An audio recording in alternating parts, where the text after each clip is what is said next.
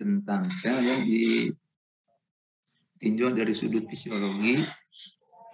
Nah, nanti Anda akan memperoleh bahan dengan judul yang sama ya, sel, tapi ditinjau dari sudut biokimia. Karena pada semester ini kita sama-sama diskusi dengan mata kuliah itu biokimia juga. Ya, biasanya kalau tahun-tahun yang lalu, semester yang lalu, biasanya fisiologi dan biokimia itu dipisah dalam 2 semester yang berbeda ya. Kalau nggak salah sebelum fisiologi biokimia dulu yang disampaikan ya. Kalau yang tapi sekarang mungkin karena agak susah penempatan mata kuliahnya. Jadi sekarang mata kuliah fisiologi dan biokimia itu ditempatkan pada semester yang sama, itu semester genap ya.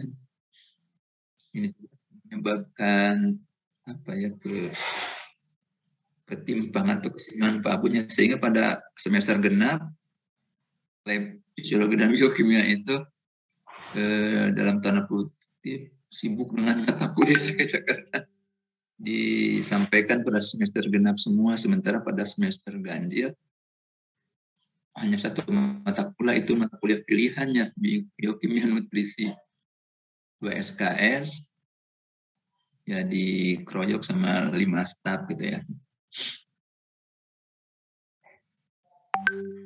Baik, kita coba diskusi tentang ini.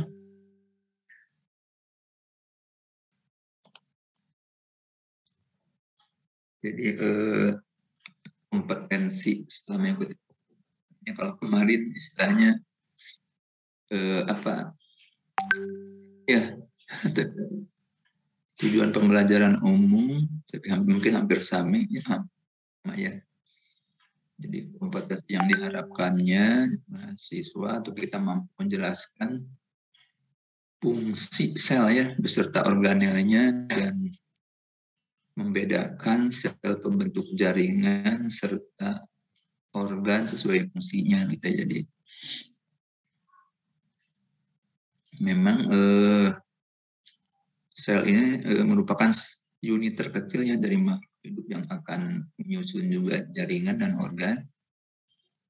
Setiap jaringan dan organ dengan fungsi yang berbeda itu biasanya disusun oleh sel yang berbeda juga ya. Nah, karena itu akan coba dibedakan sel pembentuk jaringan atau secara umum sesuai dengan fungsinya begitu ya.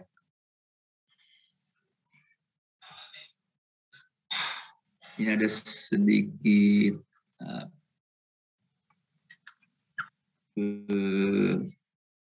alur diagram itu ya, bahwa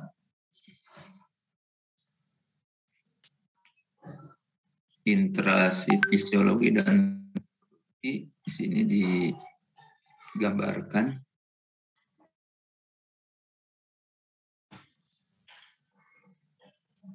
bahwa lingkungan itu merupakan salah satu yang memberikan pengaruh ya terhadap proses fisiologi dan produksi ternaknya. Lingkungan ini sangat berkaitan dengan proses homeostasis ya. Karena ternak pada dasarnya harus melakukan proses fisiologi itu diawali dengan homeostasis ya. Jadi homeostasis itu bagaimana sudah disampaikan sebelumnya, asal kata dari homeo dan stasis, itu statis ya, kebalikan dari dinamis. Jadi homeostasis itu usaha ternak untuk mempertahankan kondisi di dalam lingkungan tubuhnya, di lingkungan dalam tubuhnya ya, yang dikenal dengan milio interior ya, mempertahankan kondisi lingkungan di dalam tubuh, milio interior dalam kondisi tetap atau statisnya, walaupun lingkungan di luar itu berubah-ubah atau berfluktuasi. Nah, ini semua dilakukan oleh organnya, oleh semua organ, semua di mana organ ini disusun atau dibentuk dari jaringan. Kemudian jaringan juga dibentuk dari sel ya gitu ya. Nah, fungsi-fungsi sel, jaringan dan organ ini harus mendukung proses homeostasis ya, dalam menanggapi perubahan berbagai lingkungan gitu ya. Jadi kalau proses homeostasisnya belum optimal, belum normal ya, misalnya peternak belum mampu menyesuaikan diri dengan lingkungannya gitu kan, sehingga homeostasisnya belum mencapai titik yang optimal, maka tidak akan ada proses pertumbuhan gitu ya, ada proses produksi. Nah, proses fisiologi yang berkaitan dengan homeostasis ini, sebagaimana tadi disampaikan, adalah dilakukan oleh organ ya, oleh organ yang didukung oleh jaringan dan sel, dan ini harus terjadi dengan sinergis begitu ya, sinergis atau harmonis ya. Bagaimana hal ini bisa terjadi dengan sinergis atau harmonis, maka harus ada sistem yang mengatur gitu ya, yang dikenal dengan sistem koordinasi ya. Jadi sistem koordinasi itu bertugas untuk mengatur sehingga proses kerja sel, jaringan, dan organ itu dalam melakukan homeostasis antara terhadap lingkungan itu biasanya didukung oleh dua sistem utama juga. Koordinasi ini didukung oleh dua sistem utama, yaitu sistem saraf dan sistem hormon gitu ya. Kalau sistem hormon ini berkaitan dengan kerja endokrin ya, kerja endokrin atau kerja hormonnya sendiri, dan harus didukung juga oleh sistem saraf gitu. Jadi sistem saraf bekerja sama dengan sistem hormon melakukan proses pengaturan dalam sistem koordinasi supaya terjadi harmonisasi atau sinergis antara setiap sel, jaringan, dan organ ya di dalam mendukung kehidupan gitu ya. Di antaranya adalah untuk melakukan homeostasis sebagai awal dari proses produksi ya, sebagaimana dijelaskan bahwa anatomi dan fisiologi itu tujuan capaian pembelajarannya adalah untuk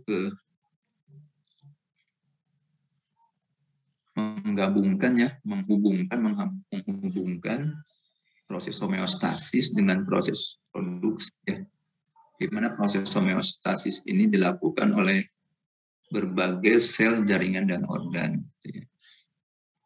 Sehingga kalau proses homeostasisnya sudah terjadi dengan optimal, dengan normal, maka akan terjadi proses pertumbuhannya, di mana proses pertumbuhan ini akan menjadi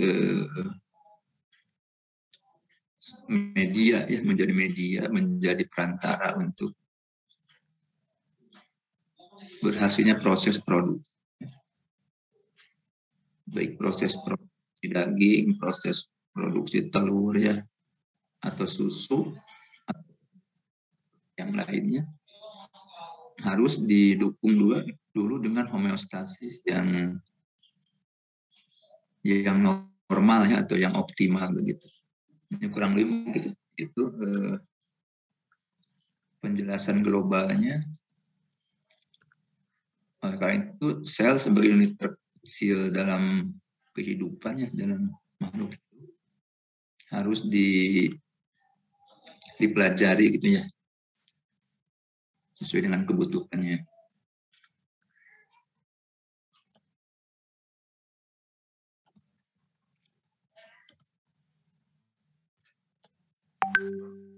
Bagaimana kita ketahui bahwa klasifikasi sel ya secara mendasar dibagi dalam dua kelompok utama, yaitu prokaryotis dan eukaryotis ya. Jadi jangan sampai ketukar. Prokaryotis itu memang berasal dari kata pro dan karyot ya. Pro itu bukan dalam konteks pro kontra ya. Pro di sini adalah mungkin berasal dari kata pra ya, pra sejarah gitu ya, prakaryot. Jadi prokaryotis itu karyotis sendiri mengandung arti inti ya. Jadi prokaryotis ini berarti belum berinti.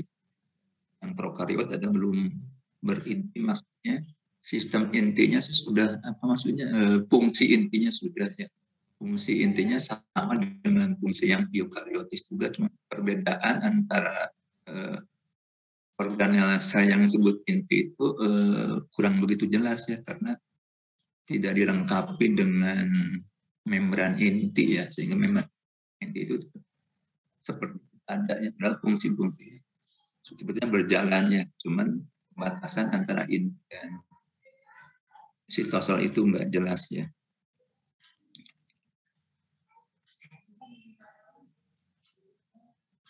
Jadi yang termasuk prokaryotis ini adalah mikroorganisme sel tunggal ya. Di sini sudah berinti, contohnya bakteri, ganggang hijau atau ganggang biru misalnya ya. Sedangkan eukaryotis ini sudah punya inti ya, memiliki inti yang sejati gitu ya. Memiliki inti yang sesungguhnya, termasuk di dalamnya adalah multiseluler ya. Jadi, organisme yang memiliki banyak sel gitu ya, mempunyai inti yang lebih besar dan kompleks ya. Ini 1000 sampai 10.000 kali bakteri intinya ya. Jadi besarnya sel itu bisa mencapai 1000 sampai 10.000 kali ukuran sel bakteri. Contohnya semua hewan, tanaman, jamur bersel banyak itu memiliki sel yang eukaryotnya atau sel yang sesungguhnya atau yang sudah terjadi ya, karena sudah memiliki inti.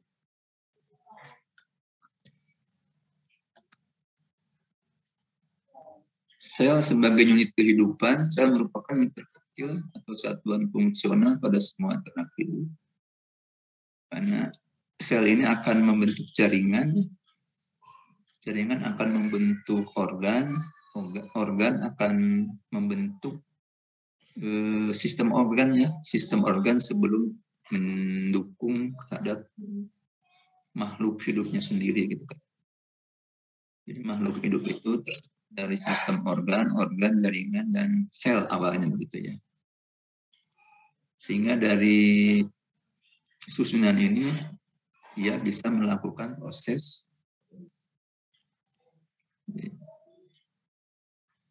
makhluk hidup, fungsi tubuh atau produksi adalah resultante dari fungsi-fungsi organ yang bekerja melalui sistem pengaturan. Jadi fungsi tubuh ini atau dalam hal ini produksi merupakan resultante dari fungsi-fungsi organnya yang bekerja sinergis tadi karena ada pengaturannya di dalam proses yang itu yang diatur oleh sistem koordinasi yang didukung oleh dua sistem utama, yaitu sistem endokrin dan sistem. Kemudian poin berikutnya, perbedaan bentuk sel menunjukkan adanya perbedaan fungsi sel juga gitu ya.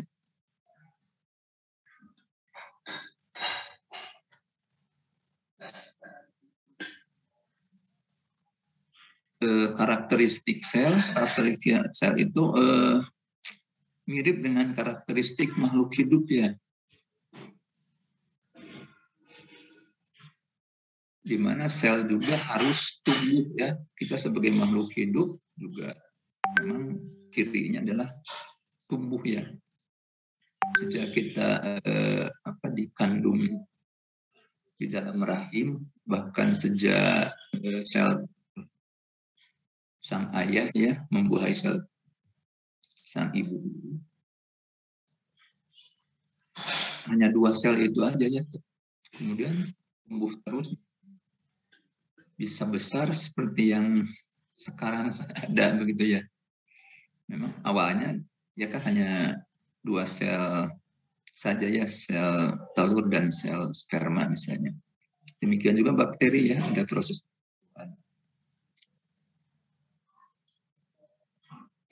Kita juga bereproduksi ya, karena kalau tidak berproduksi akan mengalami penurunan. Demikian juga sel juga akan bertambah jumlahnya ya, artinya dia juga terjadi proses reproduksi. Ada yang mengatakan bahwa jumlah sel tubuh manusia yang dewasa secara umum rata-rata ada sekitar 100 triliun. Jadi kita ini adalah terdiri dari 100 triliun sel yang menyusun tubuh kita. Bagaimana kok Mas sok tahu ya gitu, gimana mengukurnya?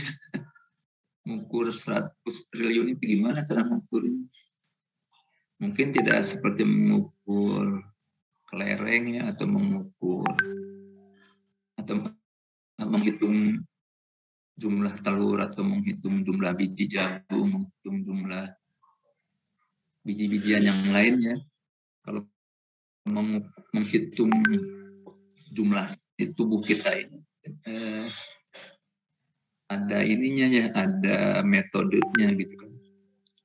Salah satu contohnya ada di dalam menghitung sel darah misalnya. Sel darah, jumlah darah kita itu misalnya ada 4 liter misalnya. Ada 4 liter.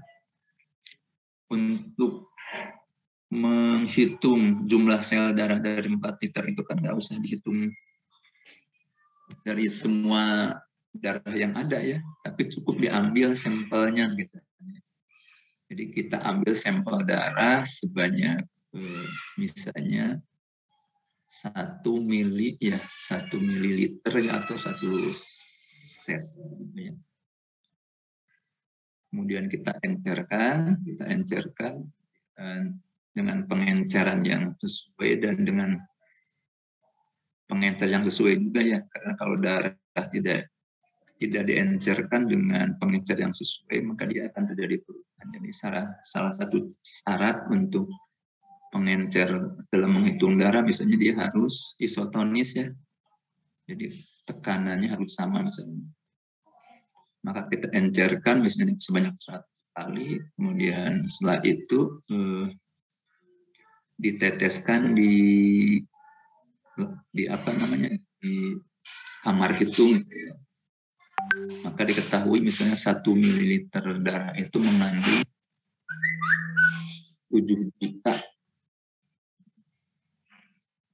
7 juta sel darah merah gitu ya.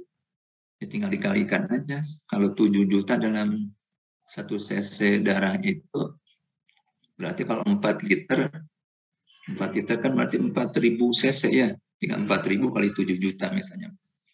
Seperti itu mungkin ya cara menghitungnya. Atau sel tulang juga demikian, diambil sekian tulangnya dalam sekian luasan atau sekian volume itu ada berapa ya. Jadi itu mungkin melalui asumsi-asumsi, karena sebagaimana tadi diketahui bahwa tubuh kita disusun oleh sel-sel yang berbeda begitu kan. Akhirnya disimpulkan bahwa tubuh kita itu mengandung 100 triliun ya, 100 triliun itu triliun ke-12 namanya ya. 100 triliun namanya ada 18 ya. Nah, sel juga mengalami proses absorpsi. Kita juga mengkonsumsi makan, memperoleh energi,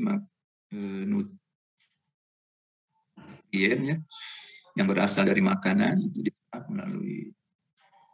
melalui saluran pencernaan ya, masuk ke darah dan diabsorpsi, beredar ke seluruh tubuh, dimanfaatkan oleh semua sel jaringan itu. Demikian juga sel juga harus mengabsorpsi nutrien ya untuk keperluan selnya sendiri. Nah, karena dia juga mengabsorpsi nutrien, maka nutrien itu harus juga dimetabolisme ya di dalam sel. Jadi di dalam sel juga terjadi proses metabolisme kita ini untuk memperoleh energi. Tuhan lain, memang dasarnya terjadi di dalam sel ya. Begitu.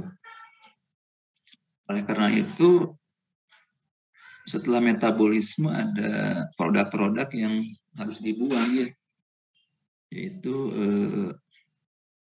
metabolit yang harus dibuang karena sebagian tidak diperlukan lagi, misalnya CO2 ya. CO2 ada metabolit protein seperti amonium gitu ya, itu juga harus dibuang melalui sistem pembuangan yang dengan ekskresi.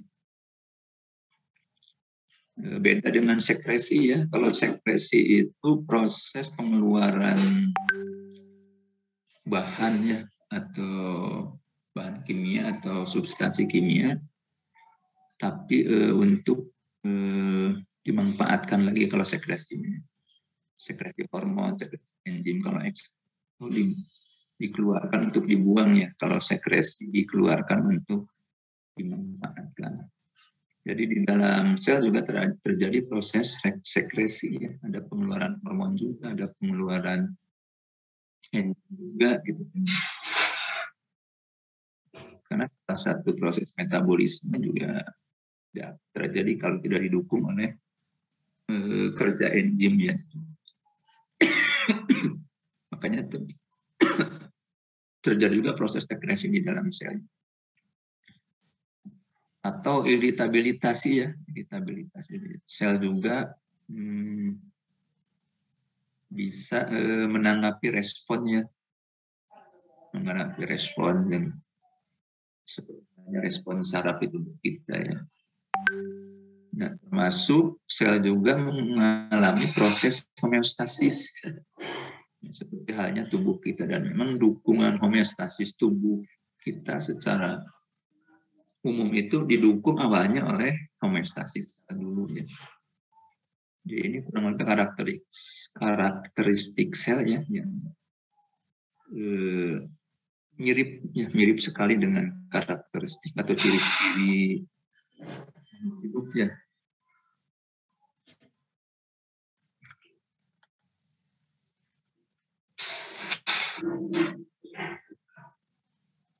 Nah, yang namanya pertumbuhan itu memang didukung oleh dua kejadian ya. Dua proses yang terjadi, yaitu proses hiperplasi dan proses hipertrofi. Jadi tumbuh itu karena sel itu mengalami hiperplasi dan mengalami hipertrofi. Mengalami proses reproduksi ya, artinya dia mengalami pertambahan jumlah gitu kan ya. Sedangkan hipertrofi adalah mengalami pertambahan ukuran gitu ya. Jadi sel itu terjadi reproduksi, maka dia juga mengalami pertumbuhan dari mulai awal dia lahir sampai dewasa, itu mengalami proses pertumbuhan atau proses hipertrofi gitu ya. Dan di dalam proses itu ada diferensiasi, jadi ada perkembangan fungsinya gitu ya. Sampai mengalami masa tua, sel juga harus gugur ya, harus mengalami proses kematian. Jadi sel juga ada umurnya gitu ya. Dan setiap sel itu memiliki umur yang tidak sama atau berbeda ya. Contohnya sel darah aja, sel darah merah kita, misalnya sel darah merah kita sejak lahir sampai dewasa besar itu dia mampu hidup kurang lebih selama 4 bulannya atau 120 hari misalnya. Karena dia mengalami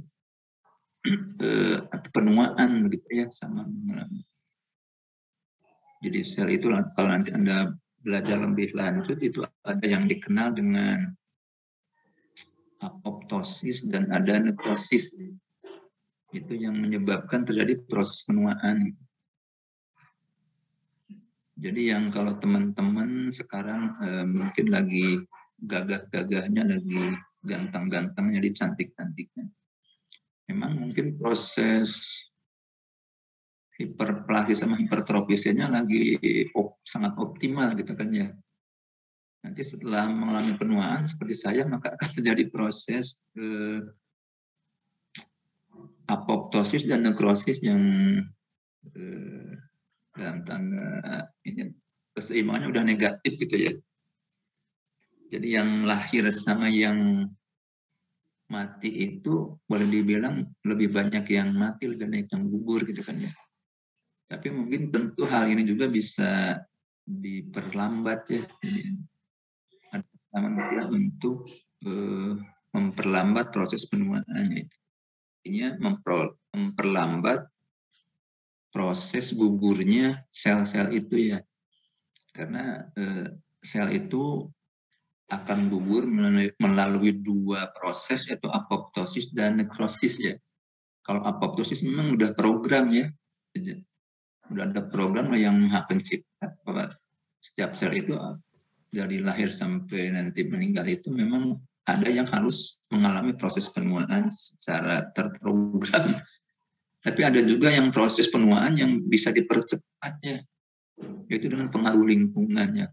Buruknya lingkungan bisa meningkatkan proses kerusakan dan proses gugurnya sel-sel itu. Sehingga ada orang yang kelihatan awet muda atau sebaliknya begitu itu. Ada usaha untuk memperlambat proses apoptosis turut yang nekrosis itu. Jadi lingkungan ini dibuat nyaman untuk jangan sampai proses nekrosis itu dengan cepat begitu ya. Ya banyak cara mungkin yang banyak cara, diantaranya yang mungkin adalah dengan mengkonsumsi nutrisi yang berkecukupan gitu ya. Misalnya kalau nutrisinya berkecukupan nanti hiperplasia dan hipertrofinya pasti bisa mendukung atau mengimbangi terjadinya proses nekrosis dan apoptosis misalnya ya. Kemudian reproduksi menghasilkan sel-sel atau organisme yang mirip dengan aslinya. Ya. Memang sel itu kan membelah ya.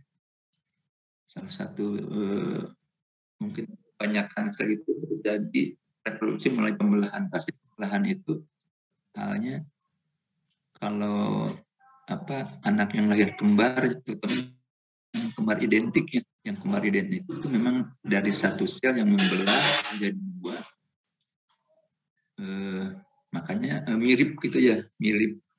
Demikian juga sel ya, sel-sel yang serupa kan menghasilkan bentuk sel yang mirip juga gitu dengan aslinya. Berbeda dengan anak kembar tapi beda indung telur, beda telur gitu ya. Itu biasanya walaupun mirip tapi tidak identik begitu ya. Dan biasanya karakteristiknya juga beda kalau anak kembar yang lahir tidak identik. Absorpsi itu yang terjadi di sel juga hampir sama ya dengan absorpsi yang lainnya, itu pengambilan bahan-bahan terlarut untuk dimasukkan ke dalam substansi gitu ya. Jadi ada yang dikenal dengan transport aktif dan transport pasif ya. Transport pasif itu Karena perbedaan gradien misalnya yang dikenal dengan difusi dan osmosis ya. Kalau difusi itu kan mungkin Anda sudah masih mengenalnya, masih proses perpindahan partikel zatnya kalau difusi ya, dari konsentrasi yang tinggi ke konsentrasi yang rendah misalnya. Kalau berpindahnya partikel gula misalnya dari satu cairan ke cairan yang lain yang misalnya ada kadar gula yang satu misalnya 20%, yang satu 10% misalnya, maka yang 20% itu akan berpindah ke 10%-nya. Sehingga nanti 20 tambah 10 kan 30, 30 dibagi 15. Kalau sudah 15 berarti yang satu 15%, yang satu 15, berarti dia sudah seimbang, ya, artinya tidak akan terjadi lagi proses tersebut. Tapi kalau osmosis itu perpindahan cairannya ya, jadi perpindahan cairan dari konsentrasi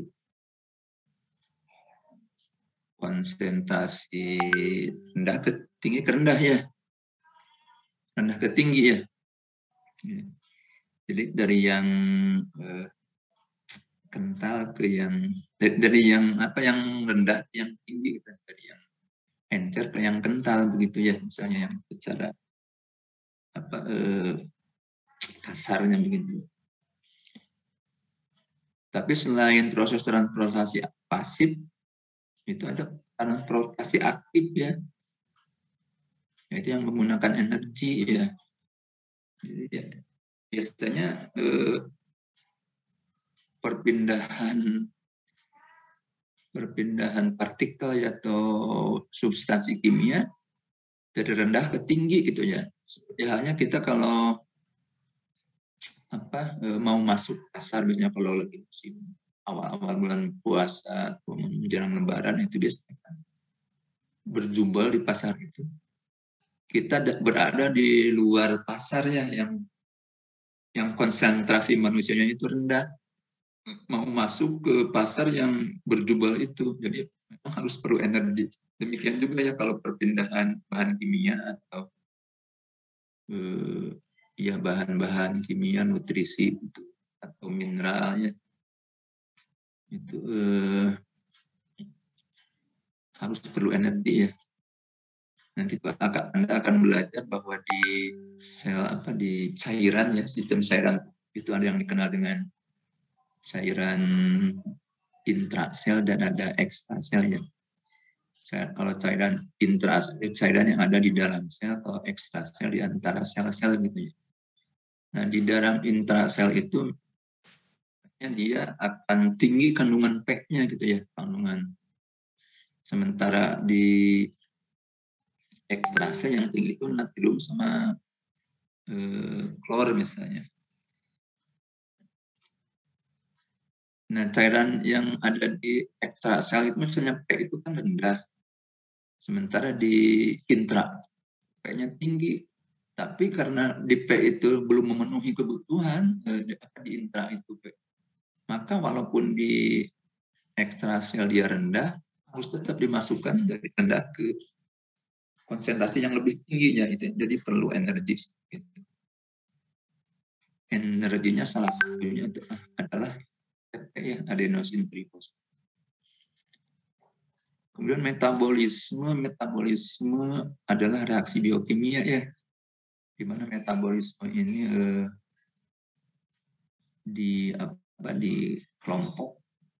dikelompokkan dalam istilah anabolisme dan katabolisme. Anabolisme, sebagaimana Anda ketahui, mungkin proses metabolisme yang terjadi di mana dia membentuk substansi yang sederhana menjadi lebih kompleks gitu ya, atau proses pembentukan ya. Misalnya dari apa namanya, dari asam amino membentuk protein, itu mungkin dikategorikan sebagai anabolisme. Kalau katabolisme sebaliknya kan ya. Katabolisme sebaliknya dari yang lebih kompleks, yang lebih sederhana gitu ya. Misalnya protein di katabolisme menjadi amino. Ya. Namun asam amino bisa dibentuk menjadi dalam reaksi anabolisme seperti itu ya. Lebih seperti itu mungkin secara kasarnya. Ekskresi dan sekresi menunjukkan proses pelepasan suatu bahan dari sel. Sisa metabolisme ya, diantaranya urin, kelenjar keringat itu ya. Karena itu proses yang terjadi dalam makhluk hidup ya secara makro, tapi secara mikronya memang dia terjadi di dalam sel. Urin kita ini dibuang melalui sistem urinasi ya, dari ginjal ke ya kandung kemih ke uretra keluar. Atau proses pengeluaran keringat ya. Proses pengeluaran keringat itu metabolisme termasuk garam-garam ya dan lain-lain. Makanya kalau keringat ini kadang-kadang bisa beda ya, bisa beda aromanya bisa beda. Ada yang asin, ada yang asam gitu, tergantung dari sisa-sisa metabolisme yang banyak di dalam tubuhnya gitu ya. Konsumsinya gitu ya.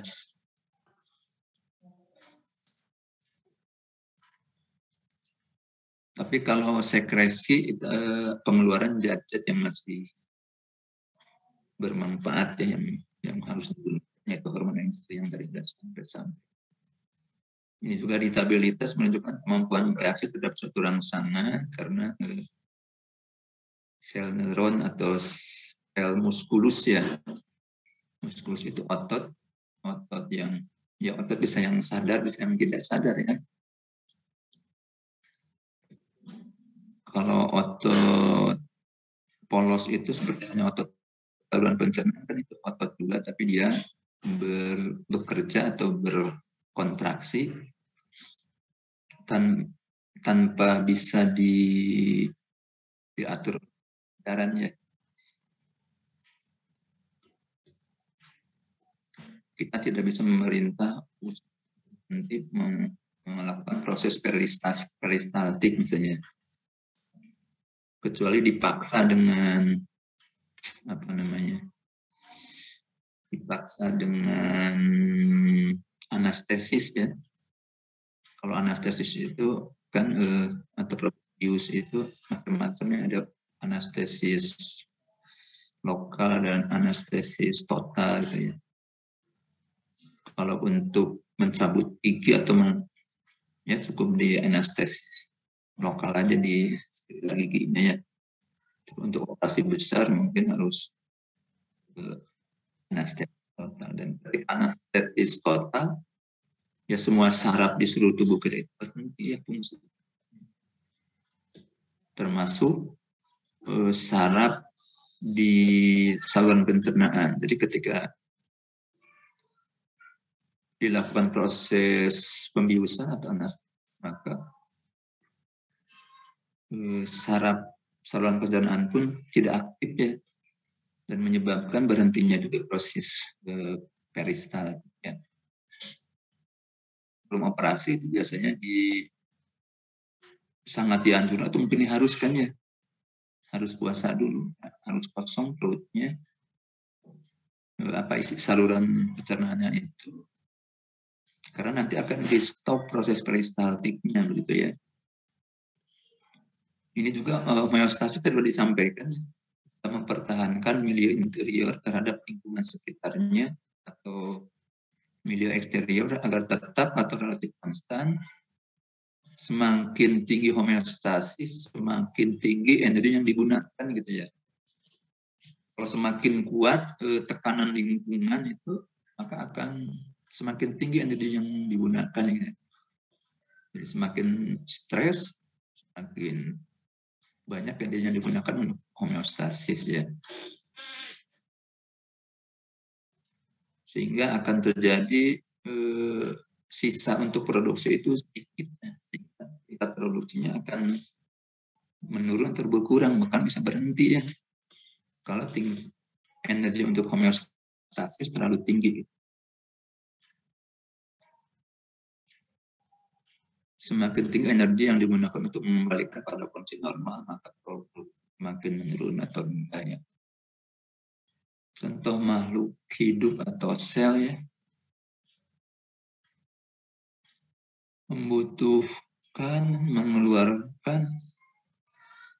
membutuhkan oksigen atau nutrisi ya untuk terjadinya proses metabolisme energi. Mengeluarkan hasil akhirnya ya dikeluarkan ke cairan sekitarnya, kalau lingkungan sekitar ya, membuang keringat, membuang urin, membuang feses itu pasti lingkungan kita. Demikian saya mengeluarkan sisa-sisa di metabolisme itu di sekitar selnya.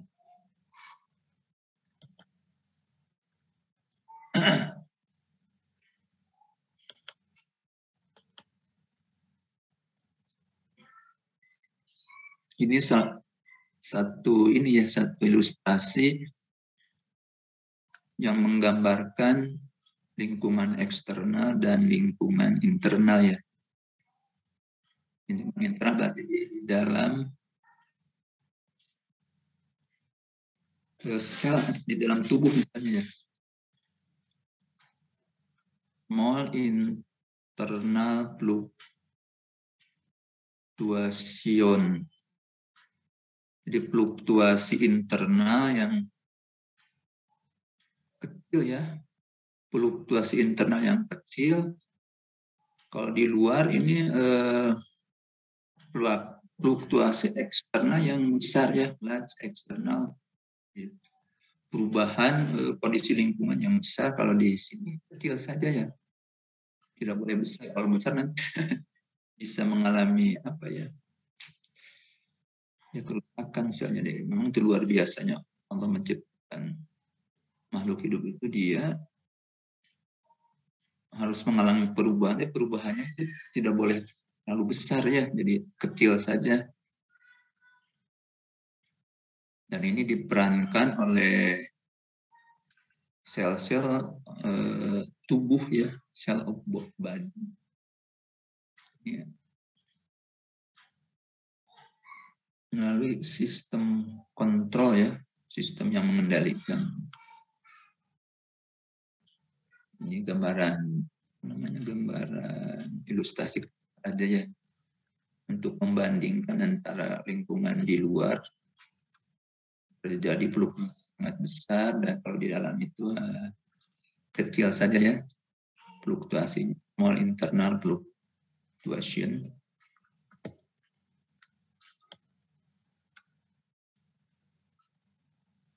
Baik, itu mungkin sedikit pengantar sebelum ke sel ya. Maka teman-teman kalau ada yang ingin ditanyakan, silakan. Sebelum kita lanjutkan ya, kalau kesananya kita hanya akan membicarakan mengenai fungsi sel yang sebetulnya mungkin Anda sudah sangat familiar ya. Organel dan fungsinya. Ini salah satu gambaran bentuk sel hewannya.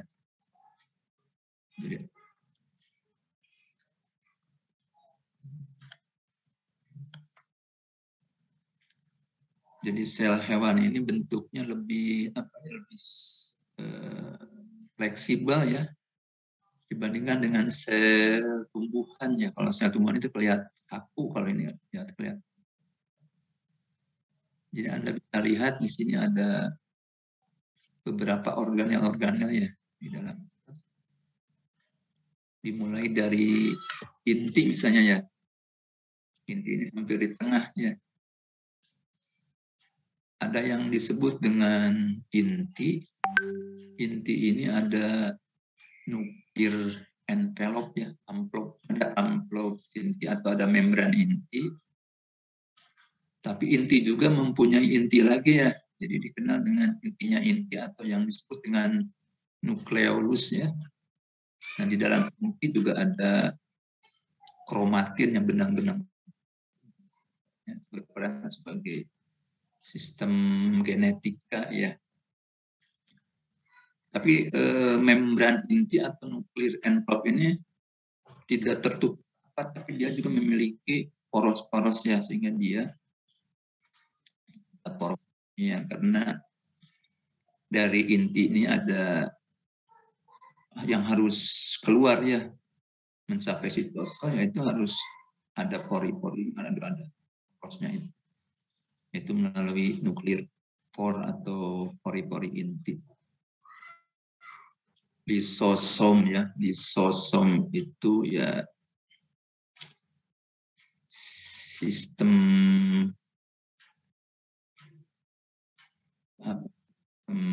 enzim juga ya. Ada juga vakuola, ada mitokondria, ada membran plasma ya. Kalau membran plasma ini membungkus semua sel ya. Tapi ya organnya dia juga memiliki membran. Jadi, apa namanya, inti ya. Kemudian sel juga memiliki ribosom ya. Ribosom mungkin ada sudah tahu, ada seperti itu. Ini ada apa ya, semacam ruangan-ruangan gitu ya di sini juga. Yang sebetulnya dari mulai inti sampai ke membran plasma ini tidak terpisahkan ya, berarti sebetulnya ada hubungan, ada semacam rute perjalanan untuk bahan-bahan kimia untuk yang keluar dari sel maupun yang masuk dari luar sel gitu ya. Di sini juga ada endoplasmic reticulum ya, atau reticulum endoplasmik. Ini ada yang smooth, ada yang raub ya, ada yang apa namanya, kasar, ada yang istilahnya RE kasar, RE halus ya. Yang RE kasar ini karena dia mengandung ribosom kalau nggak salah ya. Tapi kalau yang smooth itu tidak mengandung.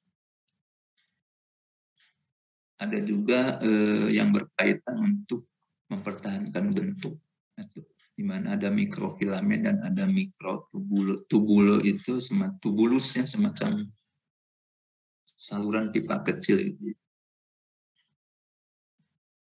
Nah, kurang lebih seperti itu gambaran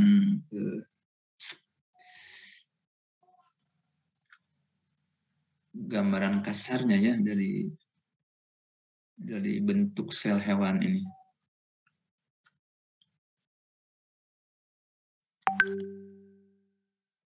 Bagian-bagian sel tadi ada membran, ada protoplasma ya. Organelnya tadi ada nukleus, ribosom, ada RS kasar, badan Golgi, ada lisosom, vesikula, berasal dari kata pesak atau kantung ya. Kalau ada pesaknya, ada sakunya. Ya. Mitokondria, ada sitoskeleton, ada mikrofilamen yang kaitan dengan mempertahankan selnya sendiri. Nah ini membran ya, membran sel. Seperti ini ya, membran sel itu gambaran kasar juga nih mungkin ya. Dia dibentuk oleh dua lapisan atau dikenal dengan layer ya. Ini fosfolipid, ada yang kepalanya keluar semuanya ya. Kepalanya keluar, ekornya ke dalamnya. Biasanya ini yang kepala yang suka akan air ya. Atau hidrofilik ya. Kalau yang ekor ini yang hidrofobik atau takut akan fobia, akan takut, hidrofobik dia takut akan air. Nah ini dua lapisan ini diperkuat atau dengan proteinnya. Ini protein yang yang memperkuat juga membran sel ya. Di sini ada protein yang besar ya. Ini yang dikenal dengan protein integral ya. Tapi kalau protein hanya muncul di satu permukaan aja, bisa di intrasel atau ekstrasel, maka dia dikenal dengan protein periferal ya. Protein periferal. Dia juga disusun oleh kolesterol ya. Namun juga tadi ada filamen atau sitoskeleton sebagai mempertahankan bentuk. Berarti ini yang luar ya, yang ini yang dalam sel ya. Kan di sini ada sitoplasma kan yang ada di dalam sel ya. Ada juga serabut matrik ekstraseluler ya. Jadi yang di luar. Ini peluda ekstraseluler, ada juga glikolipid ya. Glikolipid itu gabungan antara glukosa dan lipid atau golongan lemak ya. Jadi kurang lebih seperti ini. Jadi membran sel itu dibentuk oleh dua lapisan atau dikenal dengan bilayer fosfolipid ya. Di mana yang bagian luar itu yang kepalanya yang bagian dalam, ada yang ekornya. Baik, kurang lebih seperti itu. Mungkin gambaran membran sel. Nah, struktur membran sel ini ternyata ada deskripsinya juga. Terdiri dari dua molekul ganda yang dikenal dengan bilayer ya. Ada lipid, ada protein, ada karbohidratnya juga tadi ya. Lapisan lipida merupakan penghalang atau barier bagi substansi akan menembus membran. Jadi tidak semua substansi itu bisa masuk melalui membran sel itu ya. Yaitu disebabkan karena dia berperan sebagai penghalang atau barier. Ada yang diperbolehkan masuk, ada yang tidak gitu kan ya. Contohnya mungkin hormon itu kan dibagi dalam dua golongan ya, berdasarkan substansi dasar yang membentuknya. Ada hormon yang larut dalam air dan hormon yang larut dalam lemak ya, atau hormon steroid yang larut dalam lemak, dan hormon amino itu hanya larut di dalam air. Nah, hormon-hormon yang larut dalam air itu biasanya bisa menembus membran ini. Karena dia mempunyai sifat yang sama gitu ya, karena dia sehingga hormon-hormon yang larut dalam lemak itu bisa langsung menembus membran sel dan bisa langsung masuk plasma ke inti gitu ya. Dan tapi kalau mau hormon-hormon protein itu biasanya hanya nempel di bagian luar aja. Dia bisik-bisik gitu untuk menyampaikan pesan itu yang dikenal dengan second messenger ya. Jadi hanya sampai di membran sel, nanti bisik-bisik disampaikan ke second messenger, pesan kedua ada lagi kurirnya. Nah itu karena fungsinya seperti itu. Nah ini bersifat amfipatik, salah satu ujungnya ya kepala atau molekul. Di antara ada fosfat yang bermuatan positif dan larut dalam air atau polar ya, atau hidrofil. Sedangkan ujung molekul lainnya terdiri dari dua rantai asam amino atau ekor yang bersifat larut dalam air atau non polar ya, atau hidrofob. Yang hidrofob tadi ya saling bertemu di tengah-tengah membran tadi. Nah, itu yang takut akhirnya. Yang kepalanya yang tadi yang hidrofilik itu ya. Ini kolesterol pada membran sel berfungsi menjaga agar lapisan lipida itu tetap dalam keadaan cair dan stabil ya. Artinya dia mempertahankan atau menjaga kelenturan dan fluiditas ya. Jadi memang kolesterol itu diperlukan untuk menjaga fluiditas dan kelenturan membran. Jadi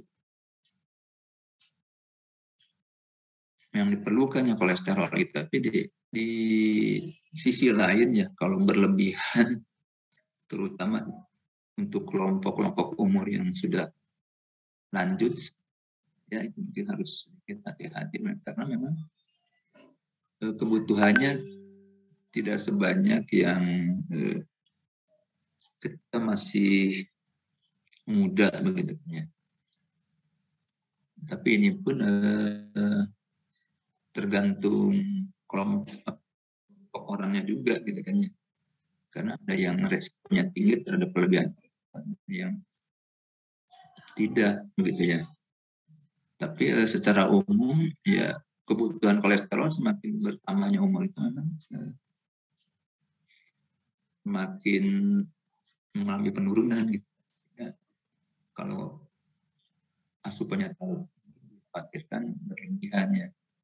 Ya, kalau kelebihannya banyak beredar di pembuluh darah, nanti bisa menjadi plaque, bisa menjadi atau menjadi nokta-nokta yang lama-lamaan bisa menjadi bertambah tebal gitu. Jadi pembuluh darah itu, di mana pembuluh darah yang tadinya lentur menjadi, atau pembuluh darah yang tadinya diameternya besar akan semakin menyempit karena ditumpuk oleh lapisan-lapisan itu ya, sehingga jadi akhirnya menjadi kondisi yang menjadi tambah tidak kondusif ya. Selain dia diameternya menjadi sempit, menjadi kecil, juga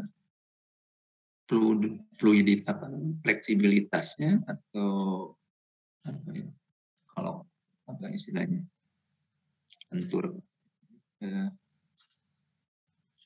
semakin tidak lentur gitu ya. Sehingga ketika mengalami lonjakan tekanan itu tidak mengakomodir kebutuhan, jadi tekanannya bisa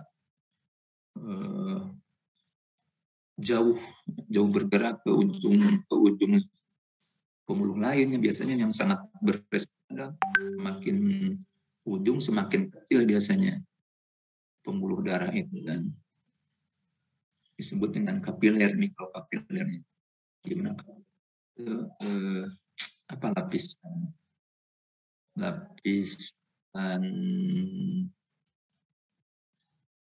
pembuluh semakin tipis kan ya, semakin tipis semakin beresiko untuk. Nah biasanya itu adanya di daerah-daerah ujung, misalnya di otak ya. Kalau tekanannya sampai kuat sampai ke otak, di pembuluh darah di awal-awal tidak bisa akan sampai ke otak. Boleh jadi terjadi pemecahan pembuluh sel di otak karena semakin di ujungnya semakin tipis ya itunya, membran pembuluhnya. Ada lapisan protein tadi yang dikenal dengan protein integral dan protein perifer ya. Yang integral itu yang muncul di kedua permukaan, baik di maupun di intra ya. Tapi yang integral tadi hanya di ujungnya. Nah, lapisan protein ini berfungsi untuk menyediakan jalan transfer atau lalu lintas substansi, karena dia bisa membantu ya sebagai kariernya untuk memindahkan dari luar sel ke dalam sel atau sebaliknya. Juga merupakan tempat pengikat dan enzim yang berkaitan dengan membran sel. Itu beberapa fungsi protein tadi ya. Tadi protein membran itu ada integral, ada perifer ya. Sangat berkaitan dengan lipida, tidak dapat diekstraksi tanpa merusak lipida.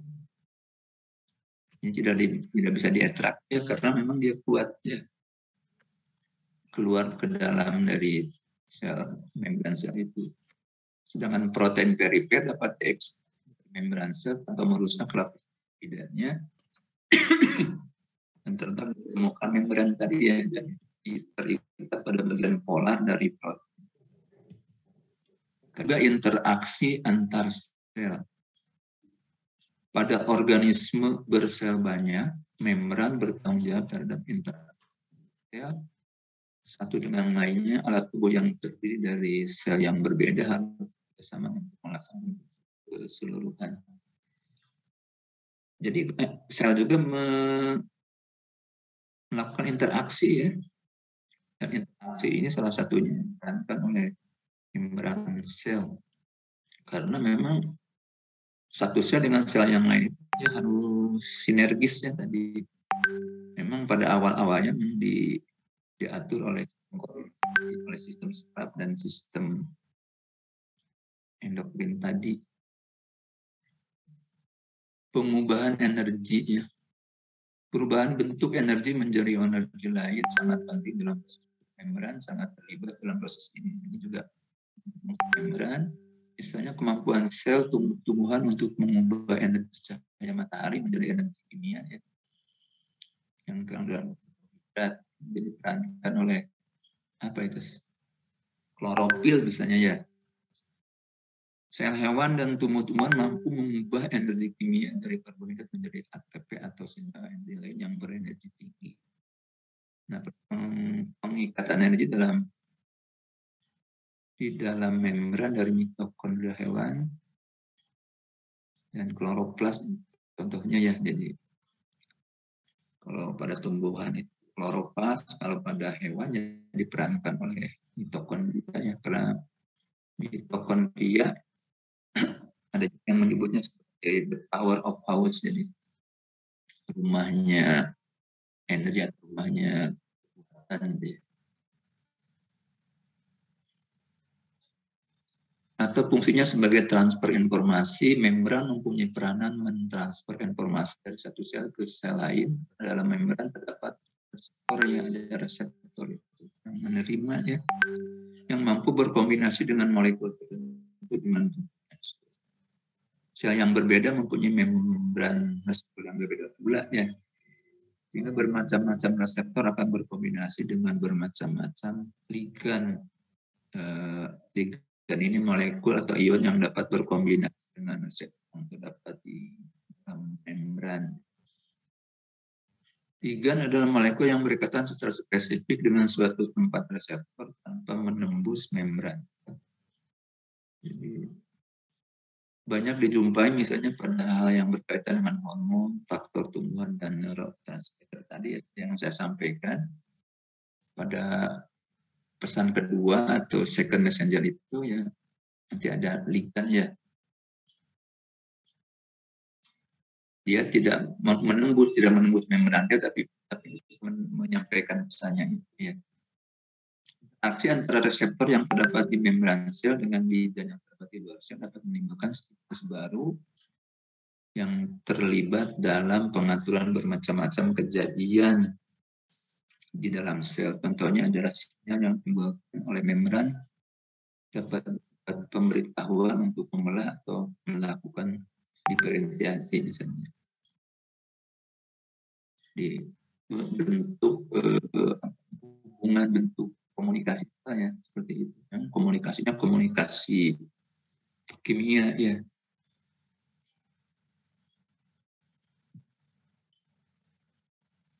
Nah, stem juga membran sel juga bisa penyedia enzim ya.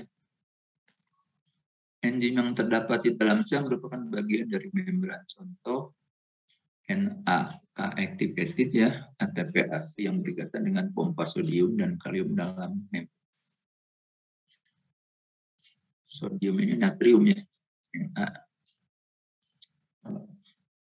Na dan K dalam membran sel. Enzim sitokrom yang terlibat dalam respirasi merupakan bagian dari membran mitokondria. Enzim sitokrom yang terlibat dalam respirasi merupakan bagian dari membran mitokondria. Peran enzim di dalam membran sel pada proses fosforilasi, pembentukan fosfor ya secara oksidatif yang terjadi di dia, transport elektron yang paling efisien tercapai pada enzim berada saling berdekatan. Protein dalam membran bertindak sebagai tempat penggiat bagi bermacam-macam ion asam amino dan gula sebagai karier dalam proses transport aktif.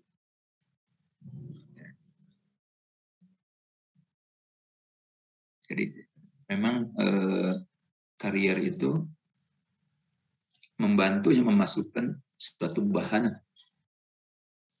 dan lain-lain dengan harus menggunakan energi ya, karena dia harus membuka, misalnya protein itu harus dibuka, itu perlu energi. Setelah buka ditangkap, dimasukkan ke dalam sel itu nanti menutup lagi misalnya.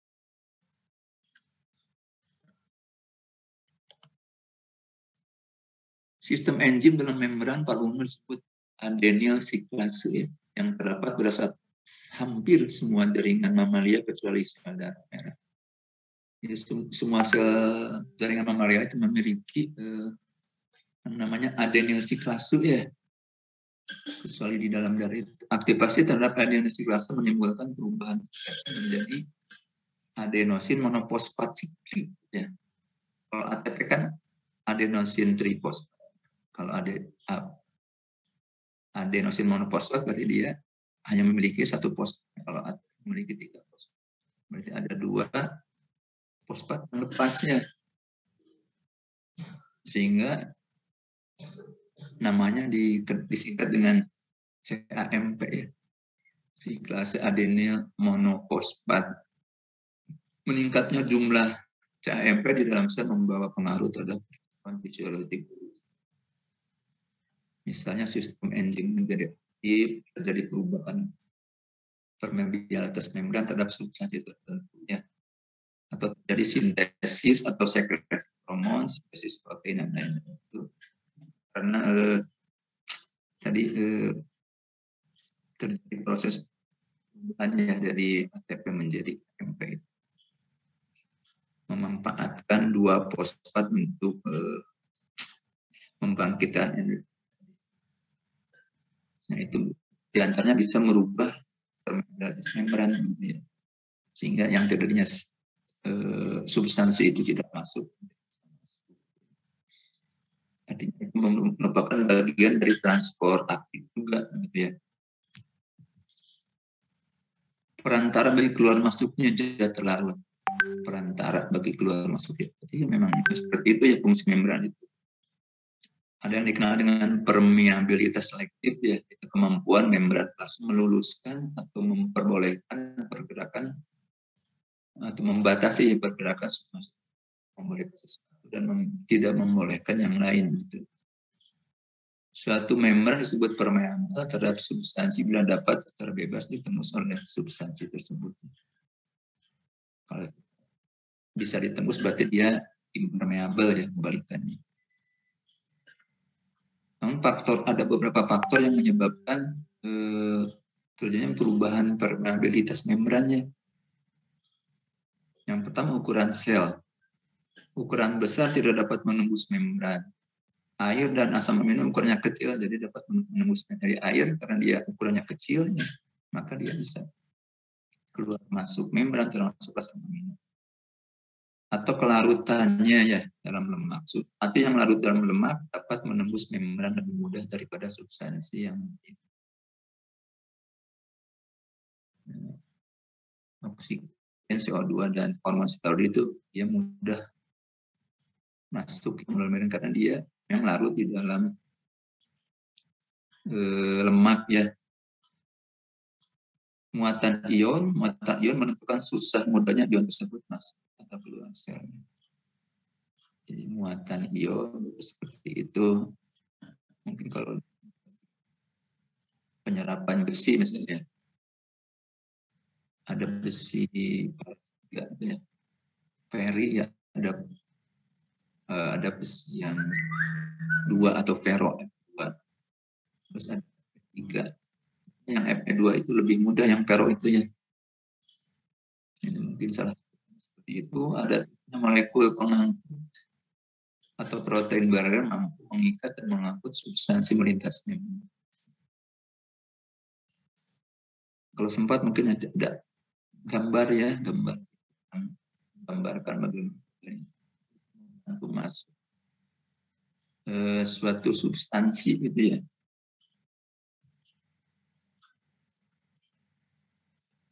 transport melewati membran berdasarkan ukuran materi yang ditransfer, transport materi berukuran kecil dan ion-ionnya tadi ada yang ini sebenarnya tadi dibahas sekilas tadi di awalnya, ada difusi sederhana, ada difusi yang difasilitasi, ada transport aktif, transfer materi berukuran kecil dan ion-ion itu ternyata bisa melalui 3 cara ini ya. Kalau difusi sederhana, molekul yang bersifat hidrofobik dengan mudah bergerak melalui membran karena larut dalam lemak misalnya tadi ya. Molekul polar yang berukuran kecil dan tidak bermuatan dapat melewati membran. Polar ini yang suka akan air tadi ya. Tapi molekul polar yang berukuran besar dan tidak bermuatan seperti glukosa tidak dapat melewati mekanisme. Jadi ada mekanisme lainnya untuk glukosa misalnya. Jadi tidak bisa dengan difusi sederhana. Yang berikutnya adalah difusi yang difasilitasi atau peptide diffusion. Gerakan molekul ditentukan gradien konsentrasinya, tapi untuk molekul bermuatan ditentukan oleh potensi alistriknya. Pergerakan molekul ditentukan oleh gradien konsentrasi dia ada. Kalau konsentrasi rendah itu konsentrasi. Ya konsentrasi. Jadi akan mudah masuk ya karena gradiennya memang seperti itu. Tapi untuk yang bermuatan ditentukan oleh potensi listriknya ya. Protein membran berperan sebagai transporter atau alat transportasi. Protein karier dan kanal ya, protein itu yang protein yang menyerupai kanal, menyerupai salurannya. Atau transport aktif yang ketiga melawan gradien ini ya, melawan gradien potensi listriknya. Ini memerlukan energi. Itu tadi transport materi berukuran kecil dan ion-ion. Sementara yang kedua adalah transport materi berukuran besar ya dan partikel. Pengangkutan molekul dari dalam sel keluar sel atau dengan eksositosis.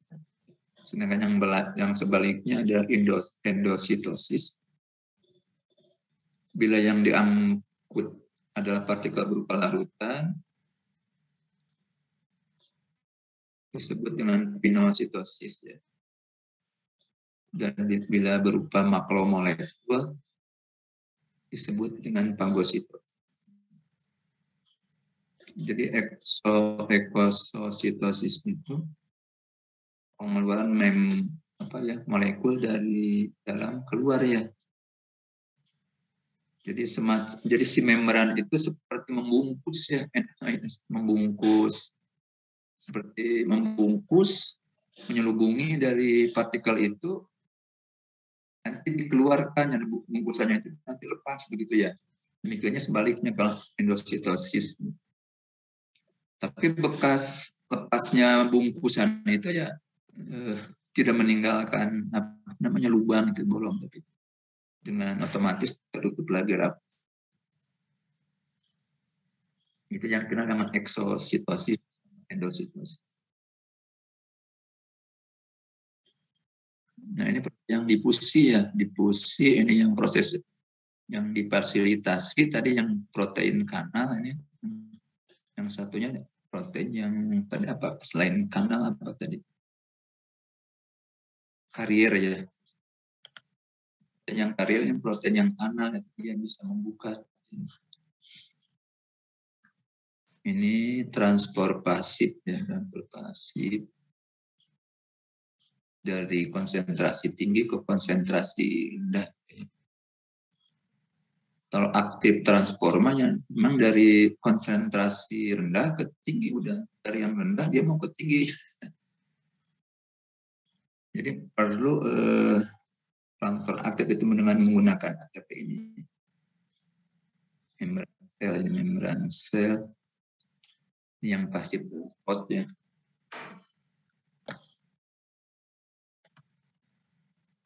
Nah, barusan kita baru diskusi tentang membran aja ya. Sementara waktunya sudah hampir jam 9 ya. Sementara bahannya kayaknya masih banyak. Baru inti atau nukleus berdasarkan siklus sel terbagi bentuk ya. Inti dalam keadaan tidak mitosis dan juga ada bentuk mitosis. Sel dalam proses tadi juga disampaikan bahwa di dalam inti terkandung anak inti ya, atau nukleolus atau nukleoli. Ada juga kromatinnya. Nah, di dalam anak inti mengandung unsur kebakaan ya, atau genetik yang dengan DNA. Ini asam nukleat ya, nukleat S. Nukleat S. Deoksiribonukleat S berfungsi mengatur mengendalikan sintesis protein. Jadi fungsi inti mengatur dan mengendalikan protein, menentukan membentuk kromosom, terjadi replikasi DNA, mengandung DNA, RNA, mengandung protein, lipid, dan bahan organik lainnya. Lumayan banyak fungsinya ya. Ini ribosom. Ribosom ada retikula endoplasmik. Sitosol, retikulum endoplasmik, ada ribosom bebas, ada ribosom terikat ya.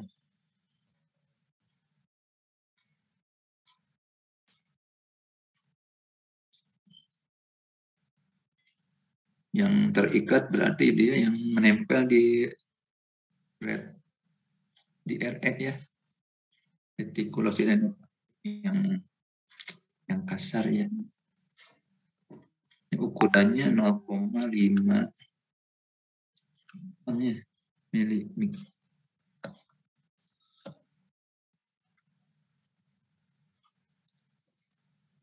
RES ada yang halus, ada yang kasar ya.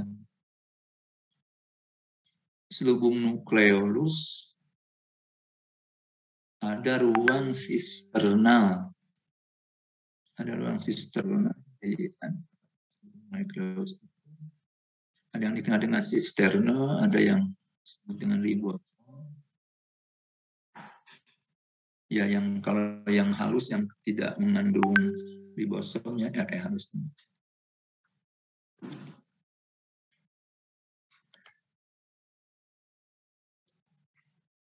RE kasar atau berbintik, ribosom mengandung DNA dan bagian retikuloendoplasmik dengan permukaan bergranula. Ya. Granulanya adalah ribosom yang mengandung RNA yang masuk dalam stres protein. Ya, hanya penjelasan. Yang halus berarti tanpa ribosom, fungsinya untuk sintesis dan transport glikogen, lipid, dan storage ya. Jadi dia juga sebagai transport glikogen, lipid, steroid. Pada otot disebut retikulosarkoplasma. RE juga ya, sebagai media konduksi, impul, dan transport ion kalsium untuk kontraksi.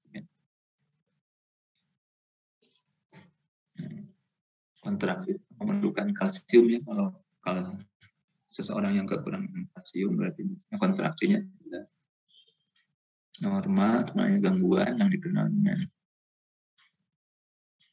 kram apa ya itu ya, atau lemas ya, atau jangan lemas, atau karena dia juga mengandung endoplasmik, tapi endoplasmik yang halus ya, karena dia berkemampuan untuk ya kalsium ya. Badan Golgi, bentuk dan letak badan Golgi berkaitan dengan fungsi pada sel sekretoris berada pada bagian puncak sel dekat inti ya. Pada sel hati jumlah badan Golgi lebih banyak dari satu berasal. Sebenarnya badan Golgi ini tersusun dari gelembung-gelembung ya, seperti ini.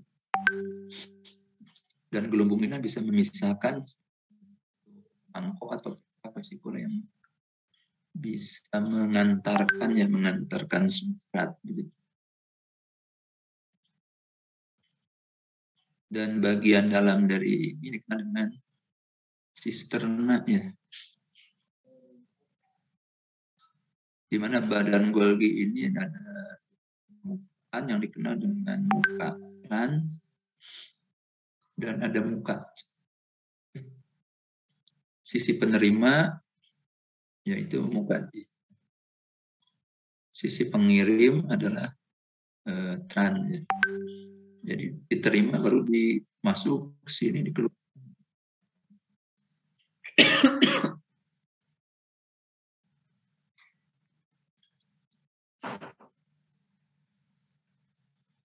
Nah, mitokondria dinding biliar. Ya, mitokondria juga sama ya, mempunyai dinding ya, mempunyai membran. Jadi dari dinding biliar juga. Dinding dalam berlipat-lipat membentuk sekat atau kristal. Di dalam mitokondria terdapat cairan yang lebih dari sitoplasma, di mana dia mengandung matrik ya, matrik dengan matrik. Jadi sitoplasma itu lebih encer ya dibandingkan dengan cairan yang ada di mitokondria yang disebut dengan matrik. Terkandung juga DNA, RNA, ribosom yang mampu membentuk protein sendiri dan membelah diri. Mitokondria ini berfungsi tempat terjadinya respirasi sel atau metabolisme energi ya. Terjadi oksidasi reduksi pada siklus Krebs yang menghasilkan ATP ya, jadi makanya dia disebut dengan dapurnya sel atau power yang menghasilkan ATP sebagai bentuk energi yang tinggi ya kalau di dalam makhluk. Ada juga lisosom dan peroksisom. Dalam keadaan tidak aktif berbentuk bulat, jumlahnya sangat bervariasi. Di dalamnya terdapat enzim. Ya, ada enzimnya yang mampu hidrolitis dan enzimnya multi ya. Ada enzim yang bisa mencerna protein atau protease, ada enzim yang bisa mencerna karbohidrat atau glukosa yang disebut dengan glikosid. Ada enzim yang mencerna lemak atau lipase, atau enzim yang bisa melakukan hidrolisis pada dua gabungan fosfat dan lemak kan, atau fosfolipase. Ada juga fosfase untuk menghidrolisis fosfat ya, mengurai fosfat. Fungsi lisosom dan peroksisom respirasi enzim fosfatase bila sel luka mencerna sisi pecahan-pecahan sel. Yang mati lisosom pecah, enzim keluar memecah sel yang tidak ya. Sering disebut sebagai penyempurna hidup sel ya. Bisa mengembalikan lagi kondisi sel yang itu ya, yang rusak atau cedera dengan itu. Hanya sel darah merah yang tidak tadi sudah disampaikan ya. Semua sel mengandung lisosom kecuali sel darah merah. Sel darah putih yang berfungsi sebagai fungsi fagositosis mengandung lisosom yang banyak ya. Namun punya kelemahan ya, kan udah rusak oleh sinar ultraviolet. Jadi kita jangan terlalu banyak terpapar ultraviolet. Yang menyebabkan enzimnya itu lisosomnya rusak juga ya.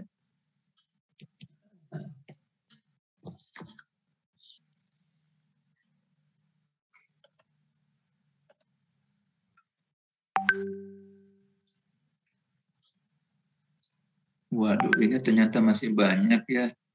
Tapi kok mungkin saya terlalu lambat membahasnya.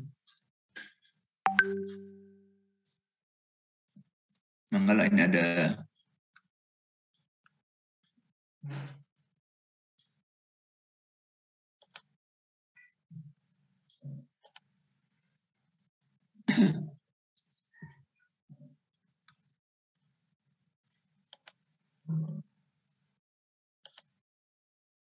ya, kalau mikrotubulus dari fungsinya mempertahankan bentuk ya. Dengan namanya tubulus yang kecil. Antara benang-benang di lubang pembelahan, selain itu mikrotubulus dalam pembentukan riol, teriak, flagela, dan silia. Filamen antara atau serabut antar berbentuk untayan yang saling berukuran di antara ukuran mikrotubulus dan mikrofilamen serabut atas metin, akan tetapi tidak semua sel tersusun pimetin. Sel kulit tersusun oleh protein keratin yang bukan pimetin. Ini sedikit lagi perbedaan histologi berbagai jaringan atau organ. Ini histologi ginjal ya. Jadi ginjal ini memang di dalamnya kandungan utamanya itu adalah tubulus-tubulus ya. Karena dia memang yang berfungsi untuk menyaring ya, menyaring dari dikenal dengan glomerulus. Glomerulus itu tersambung, dia menyaring, menyambungkan lagi ke dalam satu tubulusnya yang dikenal dengan tumbulus. Ya, nanti ada loop Henle, nanti yang naik tubulus distal baru dibuang ya. Jadi itu kumpulan dari saluran kecil gitu ya. Jadi ada tubulus dan nephron ini kan tadi gabungan dari glomerulus dan tubulus distal, loop Henle sama proximal ya. Bintik dengan warna yang lebih gelap adalah sel ginjal. Yang dalam arti glomerulus ya. Tubulus tampak banyak dengan steril nukleus yang terkait dengan fungsinya untuk mereabsorpsi DNA yang dikontrol aldosteronnya.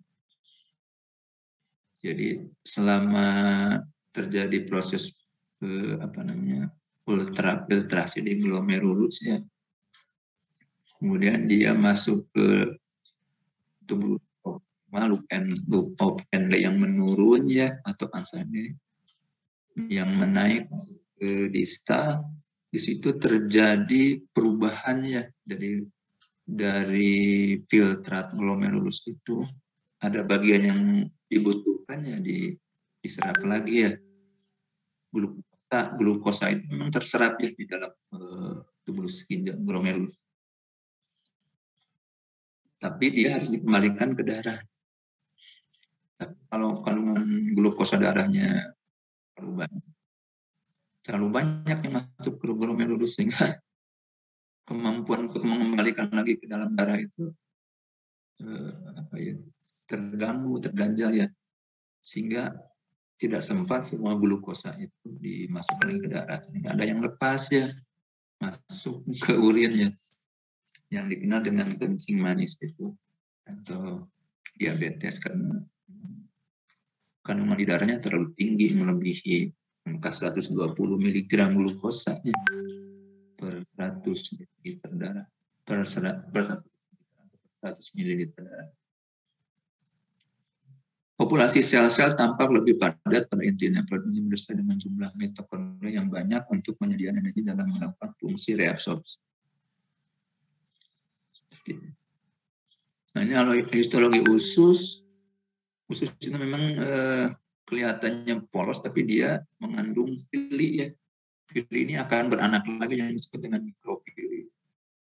Di antara pili ada yang namanya sel goblet, rekan cairan mukus misalnya. Ada juga yang dikenal dengan plaque Peyeri. Usus halus sebagai organ yang berperan untuk menyerap nutrien, maka secara histologi berbentuk banyak pili untuk memperluas. Jadi usus halus kalau dibentangkan karena efek dari klorofili, maka luasnya bisa mencapai 1 lapangan poli katanya ya. Karena diperluas oleh pili dan mikrofili. Dalam setiap pili mengandung banyak sel, masing-masing mengandung sel fungsi dan menyerap putih sel goblet, mensintesisnya sebagai pelumas atau diri itu. Pada bagian ventral terdapat pape, adalah kelompok nodulus atau limpat dari banyak sel-sel betosit untuk merespons setiap senyawa asing, misalnya mikropatogen yang masuk. Ada paperi yang berfungsi sebagai fungsi pertahanannya atau antibodi ya. Kalau jantung ya mempunyai kemampuan untuk bergerak tanpa umur hidup, maka dia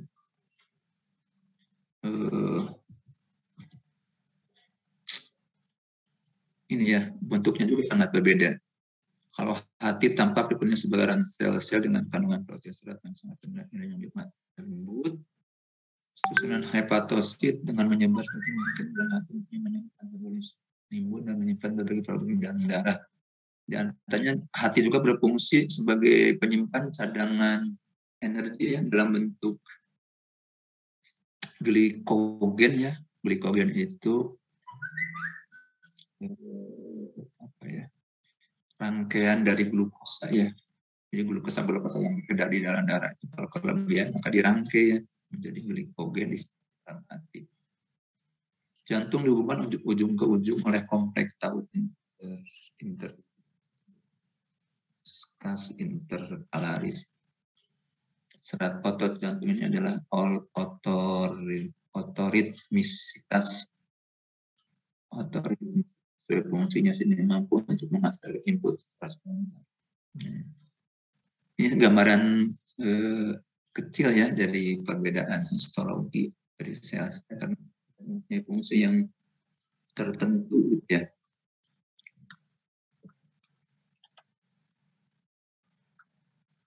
Itu barangkali teman-teman kelamaan ya waktunya ya, jadi nggak sempat ya kita. Mengapa Abun bila anu ada ditampilkan itu Pak Abun makosnya kritik kayaknya. Tapi kalau ada pertanyaan, nggak dilajeng. Maka teman-teman karena waktunya juga sudah habis, kalau tidak ada pertanyaan, enggak silakan. Ada yang bertanya? Lupa nggak di recording in progress. Direkam ya. Paling saran aja Pak ya, kalau bisa mungkin materinya bisa di-share di grup. Mohon ada Pak. Mohon. Oke, Pak Abun pengen di repository di namanya lipun Pak Abunnya.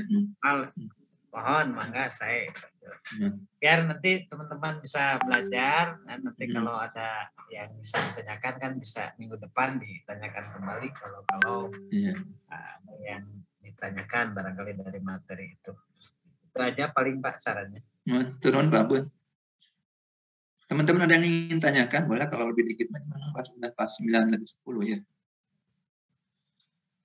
Itu saja mungkin yang bisa kami sampaikan pada kesempatan hari ini. Mohon maaf kalau tidak sempat ada kesempatan. Tapi bolehlah kalau nanti ada pertanyaan nanti WA boleh ya. Atau live juga bisa mungkin Pak Abu. Kalau tidak ada tambahan lagi, saya ucapkan terima kasih. Kita tutup dengan ucapan hamdalah. Alhamdulillah.